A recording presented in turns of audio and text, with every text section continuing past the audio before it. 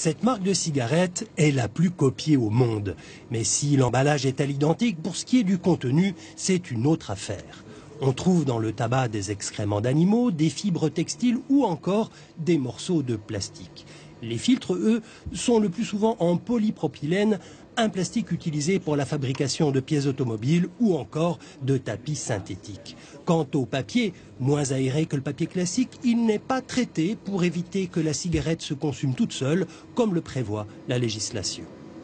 Les cigarettes de contrefaçon, si vous les laissez dans un cendrier ou si elles tombent par exemple sur un meuble, elles ne s'éteindront pas d'elles-mêmes.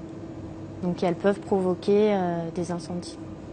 Selon une étude de la Commission européenne, les cigarettes mal éteintes provoqueraient en Europe 1000 décès par an. Elle est beaucoup plus élevée que dans les autres. Il n'existe pas de critères sur les taux acceptables de métaux dans les cigarettes. Mais l'analyse montre que les contrefaçons contiennent 3 fois plus de cadmium et d'arsenic, 7 fois plus de mercure et 8 fois plus de plomb que dans une cigarette classique.